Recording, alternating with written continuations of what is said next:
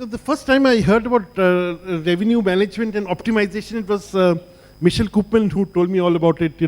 I have always been covering the the food and beverage industry, and for me, revenue and mathematics are two alien subjects. But over the last 3 years, I've gained a little bit with friends like Karishma and all, trying to help me, shore up my knowledge. So, Michel, I'll start off the discussion with you. In this intensely competitive market, we still, most Indian hotels, I don't know whether it's a global phenomenon as well, most Indian hotels, sort of look at their rates once a day. What do you think about it? And, where are we headed with such practices? Well, I think it's very important what was said before, correct? It's not all about your rate. Definitely RevPAR, GOP, that's the name of the game. We see clear trends that F&B revenues are growing every year, 10% minimum. And I think that is a trend that will continue for a number of years. The big fat Indian wedding, guess what? We make a lot of money on those. I think that rooms revenues will be rather static because of the supply and demand. We're in a very cyclical business, except in food and beverage. That's where we can make the difference. To answer your question, how often do we look at our rates? Myself as a general manager, after every morning briefing, we go through the pickup of the day before.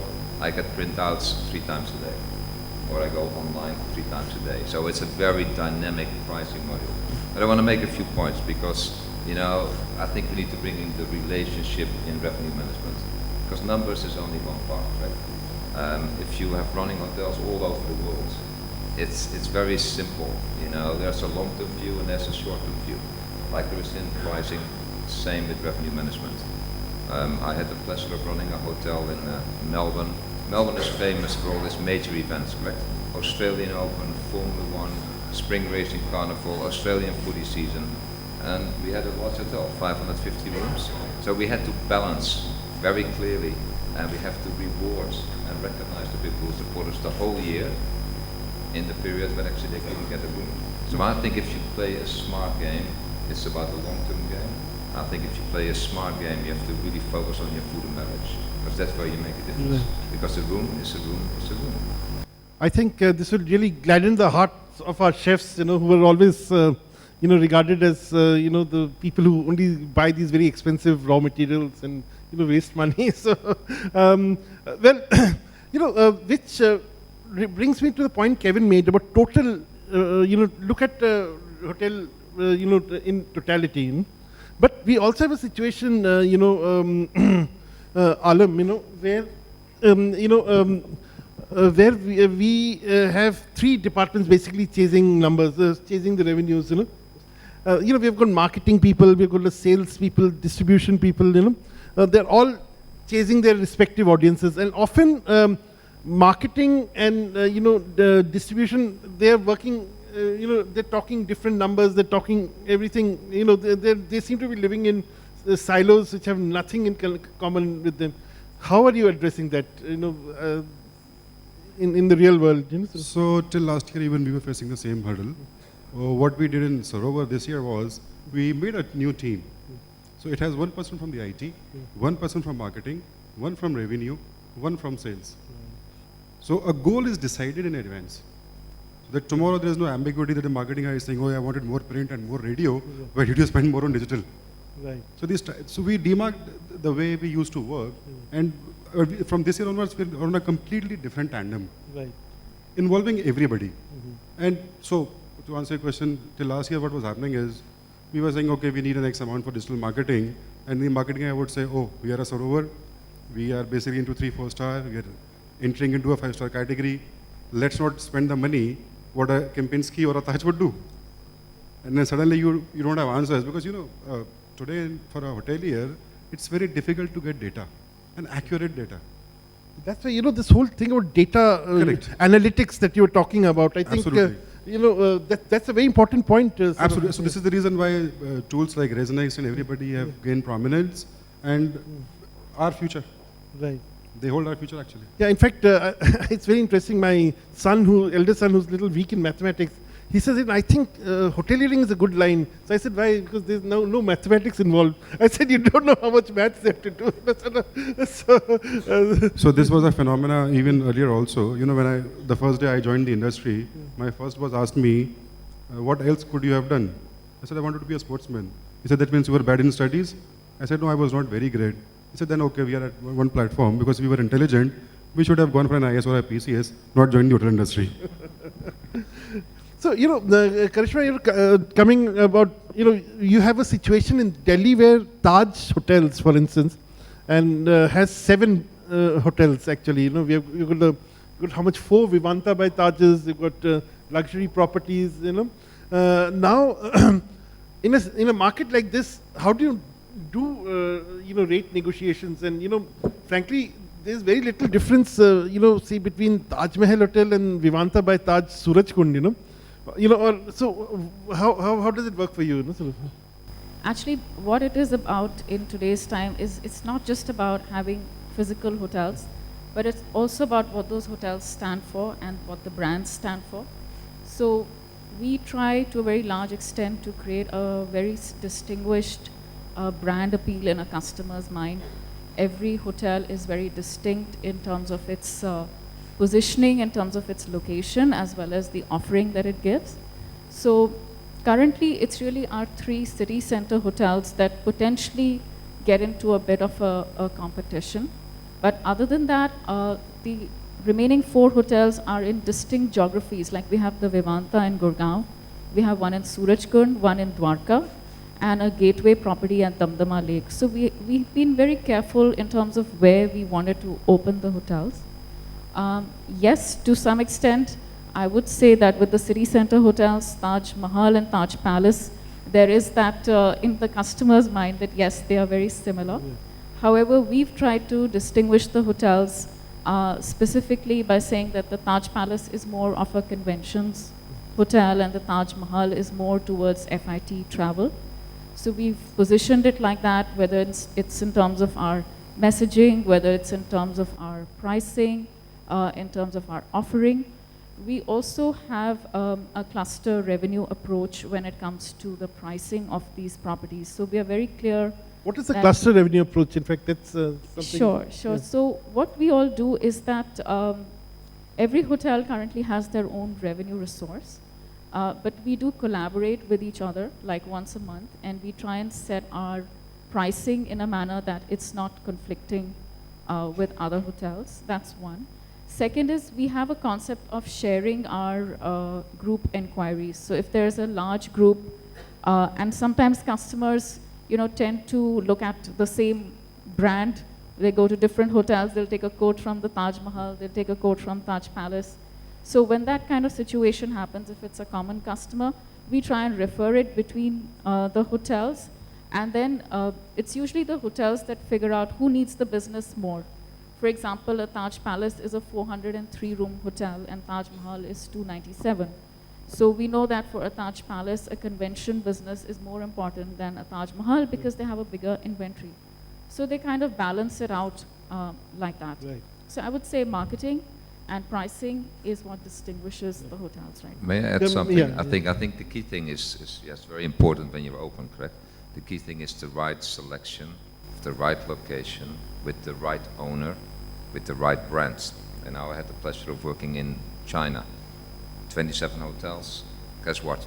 Everybody wanted to have an intercontinental. Guess what? It's not possible. It's going to be a Crown Plaza, Mr. Owner. I don't like this. Fine, then we don't sign the deal. I think the developers have a big role to play, and they keep on over-promising and under-delivering, and they listen too much to owners who want to have the best hotel, and I want this brand, but the market is not there. And hotels are all about location, location, location, location. In fact, Chirodeep, Vikram will come to you because I have a very important question because you're a single property hotel as of now, I just quickly wanted to ask Mr. Koopman if you would add right time to it with all this glut that we're talking about in Delhi market. Agree. I mean, hotels. Would you add that to the list? Of course, and hotels are long term, correct? Exactly. And this is the role of the developers. I mean, I've seen many hotel projects with figures and look at them, hey, those are my figures, correct? So they take the Leela in Gurgaon, multiply the figures times 30 and tell Mr. Owner, this is what you're going to do. Look what happens in Eros City, good luck, correct? So I think there is a role to play for the industry to educate owners who are builders, who are developers, who don't know nothing about hotels. So I think we have to stop over promising and under delivering, because that's not good for our industry. And there's a lot of other factors, but I think it's very important. I guess what the Aerocity that you talked about, so everybody was looking at the figures around 2006, 7 and 8 when we were kind of peaking in terms of revenue and everybody was counting money. All we had to do was sit and count money. And projections were made based on those as years. And now in 2015, 16, we have a glut of rooms available and not enough demand. You know, I'm sort of debating a bit, but how many rooms are now available in the Delhi market? How many rooms? This is in total. In the 5, 4 and Yeah, 5 in the 5 star, and 4 star, it's yeah. 10,000 plus right 10,000 plus rooms. Yes. But that's too little, I think. which isn't is it? nothing, that's nothing. Yeah, all of India is right now in 4 Right. and 5 star is about 1 lakh rooms, 1 which lakh. is That's, I very think, low. very, I mean, very that low. is the number of rooms in like a London or a Yeah. Singapore alone. Right. And you know, again, it's really interesting because in these markets, just to come back to your question, there's like a hotel in every street, literally. There is, Exactly. you know, in one street, there are 5 different brands of hotels. Right. And what these markets have learned over time is that it's not really about occupancy anymore, how they're going to price their hotels. It is as per their brands. And they are very clear about it, whether they are at 30%, whether at 50%, or at 100%. The minimum price that they go to is only so much. So the kind of phenomenon that we were seeing about last minute pricing or the kind of thing we are seeing happening in our markets right now in India, it is actually an outlier compared to what happens in the global markets where there are so many distinguished hotel brands and, you know, sitting side by side and coexisting. Which comes back to the loyalty factor, correct? What I said before. If you are a Holiday Inn traveler, you're a Holiday Inn traveler. If you're a Crown Plaza, you know, guy, you're a Crown Plaza guy. And I think it's important to then match the right quality of the hotel with the right service level, with the right people, with the right location.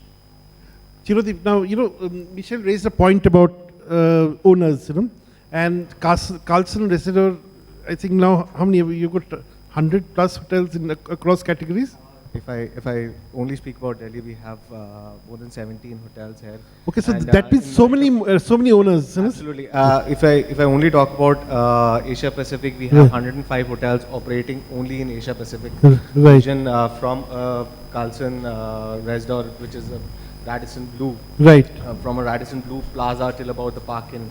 Right. So we have a hotel in every category, Right. 4-star, 5-star, and 3-star. So how do you deal with, you know, I mean, especially in owners in India, you know, where, you know, everyone talks about the ROE, you know, return on ego, you know. Now that investment is led by ROE, you know. So how do you deal the with... conventional way of revenue management was that we only talked about the RevPAR earlier, but now I think so RevPAR is the least talked about and GOP is all it is now. Right now, people are looking out for the bottom line. The owners especially are looking out for the bottom line, and they are much more aware as compared to the times in past. And of course, because there is a lot of competition which is there. Now I think so the revenue management especially and the sales were not really best friends earlier.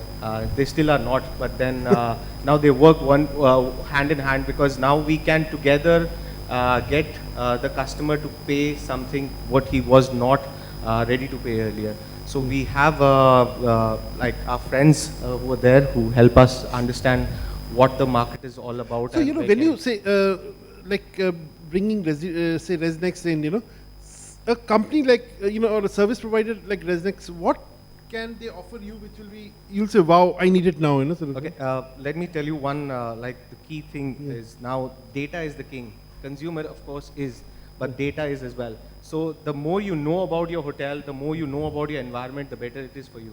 So you have like the social media data, you have like what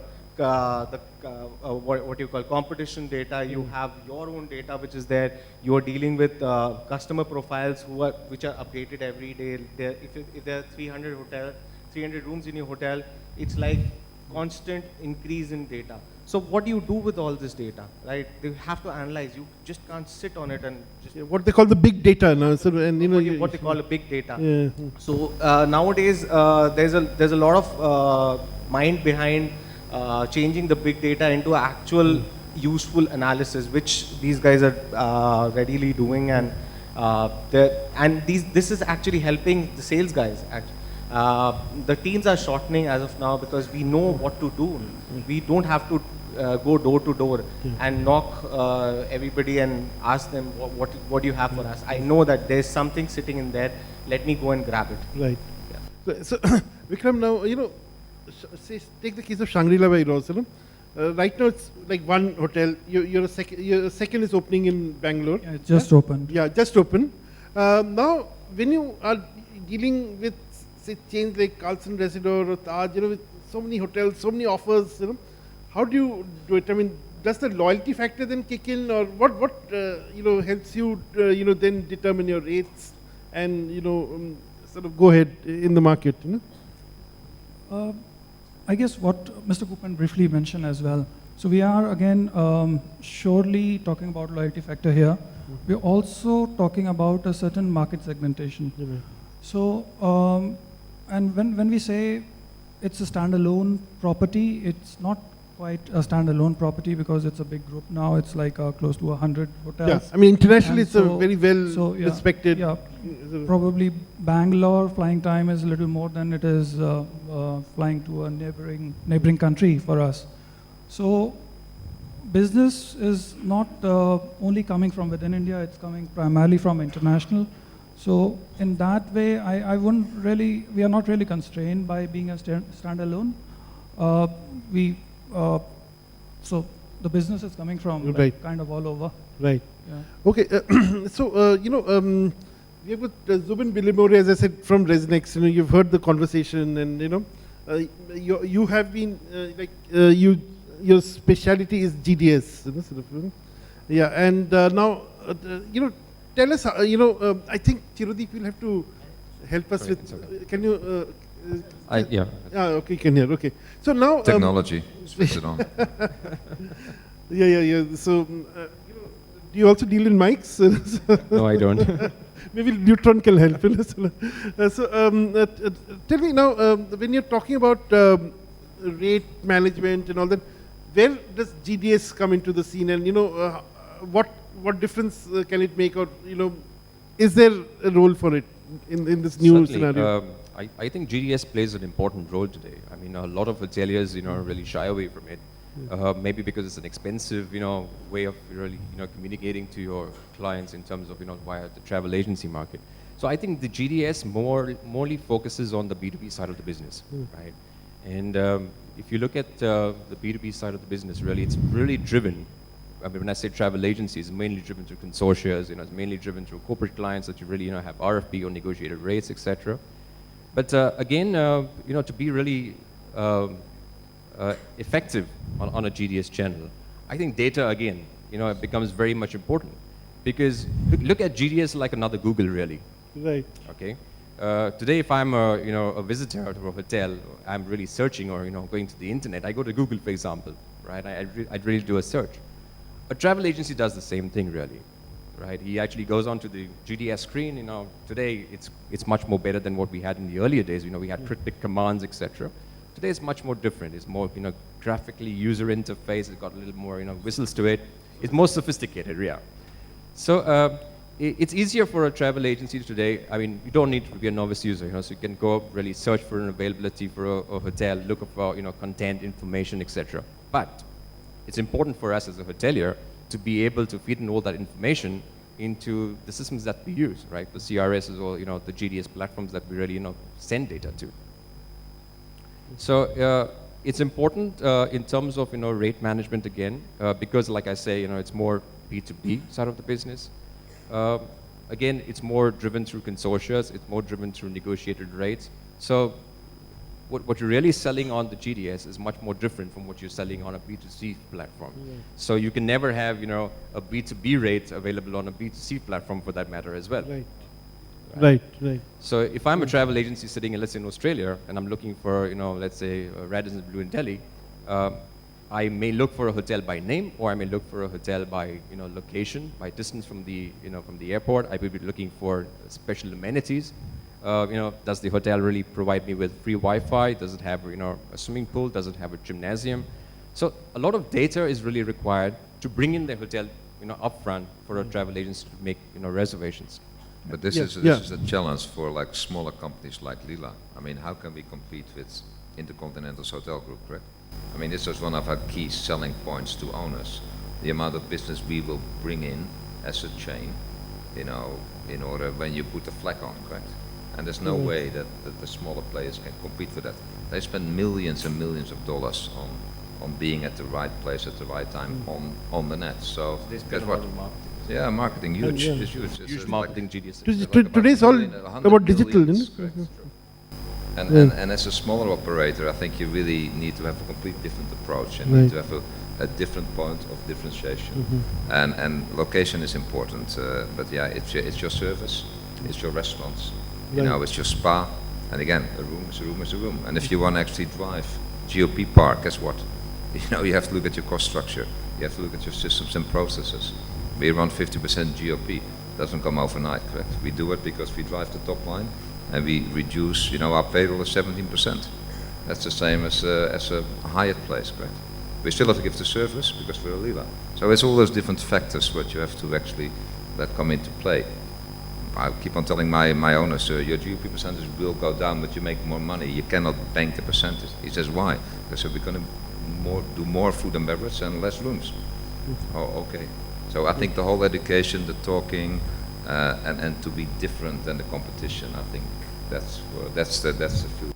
It's very interesting how the whole business has changed. There was a time when Mr. Oberoi was famous for saying, we are in the business of selling rooms, and rooms. So, and now we are talking about we are in the business of also selling rooms.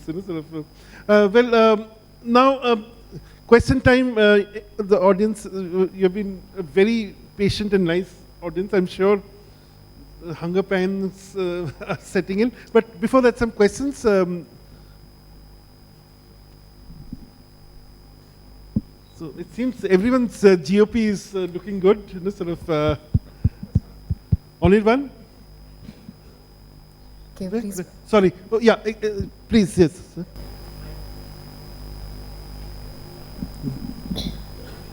I'm Gurdeep here. Yeah. Well, we know the challenges here in India. Like, what is the way forward? We all know about the challenges. How can we overcome these challenges? We know we are still at the 2006, 2007 stage. So what is the way forward? We know the challenges. There has to be, we know we have only 10,000 rooms. We know the situation with Singapore. Singapore has more rooms. It's not even half the size of Delhi. Alam, would you like to, also for, I think, so when you say the challenge also, because Alam, you do these upscale hotels or, say even the 3 stars. Category, yeah.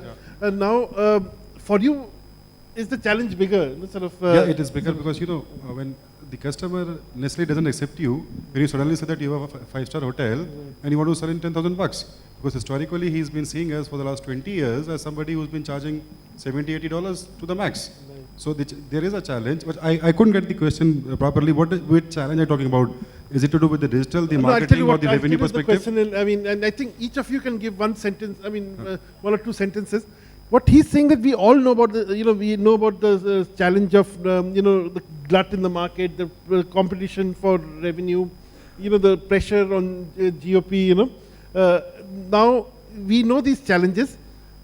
If you were to say, okay, what is one solution, what would be your solution? Say, in your case, raising the bar from $80 to $100, No, it's more about the approach. Right. It's more about the approach. So approach, definitely. Michel, in There's never one answer, but it's, first of all, kill the so-called all-American plan-inclusive packages, number one. Yeah, so get rid of them. That's a good one. Yeah. Number two, understand international price levels and never ever tell anybody that your rooms are expensive because they're the cheapest in the world. Correct? Number three, implement systems and processes in order to reduce, your wastage and improve your productivity. And then actually, the GOP will all follow. Vikram? One I can think of is to explore different avenues, different sources of alternate revenue that you can be generated in the hotel. So whenever we are talking about revenue management, we are generally everybody talking mostly and focusing mostly on rooms division and trying to sell more rooms. So how about thinking of revenue management for spa, for the restaurants, and really going after it. So I can see there is some talk in RezNext and how they can support us in doing that. So that's one way forward. Second, integrating revenue management with our finance department. So it seems like for most hotels, there are one department which is focusing on costs, and there is another department which is trying to drive revenues. And if there was a way to integrate both and then come up with an agreeable plan. So yeah, like a meeting point, you know. Yeah, a meeting point. And third, perhaps, is as we growing more and more online stuff. So having a plan of how to drive more business through online, because at the moment we seem to be driving business for rooms through online channels. But how about trying to drive more business for restaurants and spa and health club memberships and car hire? So Absolutely, that's a very important point, I think. Chirodeep? Absolutely. We are talking about a perfect environment in somewhere place like Singapore and all. It has more rooms. So we, like he said earlier, like a perfect hotel, like a right hotel at the right place at the right time and at the right price. So you need the right data as well to analyze everything, to build the perfect environment. So I would say that work on everything. We are working simultaneously on everything. We are building great hotels. We have to build the great data as well. And these guys are actually helping us build the data. And if we have the right data, I think so we can get better than Singapore, I guess. I think apart from the data, you need to have the correct analysis also. Absolutely. Data alone would not. I think Zubin might have to come in that picture. Karishma? So I would just say two things. One is that to break away from the herd mentality, don't get desperate. You know, have faith in your product, have faith in your rooms. If I look at inflation in the Indian economy, it's hit the roof. Everything we buy, even 6 months ago, has gone up in terms of pricing. Not that I'm saying that's a reason to take your rates up, but I'm saying be confident of your pricing, don't take them further down. And the second thing I would say is a global phenomenon that's happening, which is consolidation in the hotel industry. Marriott acquiring Starwood, merging to form the largest hotel company in the world. I think that's a message by itself. So the way I see it is perhaps the way forward is that there's going to be a few very strong hotel players in the market, and they will then kind of correct this downward trend that is happening by creating distinguished brands, distinguished marketing messages across locations, giving very specific customer experiences, attracting loyalty, and all these things eventually are going to count for much more than short-term measures like pricing.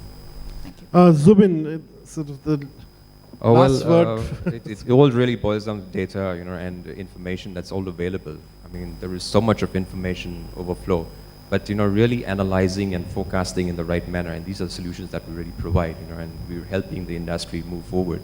I think, from the RezNext perspective as well, our promise is to hoteliers, to really work with us closely and help us help them do better business in terms of, really analyzing and, driving business in a more effective manner. I think the people who don't use technology today to understand both the buying and selling behavior would be, to answer his question, what he was saying, like in Sarovar we did that. We understood what we were doing, and we were trying to understand what is the customer thinking about ourselves. And we got some people from the market, from the technology perspective, and we had a better understanding over a period of time that what eventually and exactly we have to do. And most of the hotels this year are performing far, far better. Absolutely, yeah. You're right. Perhaps the last word, last word. I think our business is about eating, drinking, sleeping, and a bit of entertainment. We make it too complicated. We don't walk the talk. We're not in our hotels. You can have all the best systems of the world, but you're not going to make any money. Yeah, make the guests happy. And in the case of Michel, is the big fat Indian wedding over? Okay, good. No wonder you look so relieved.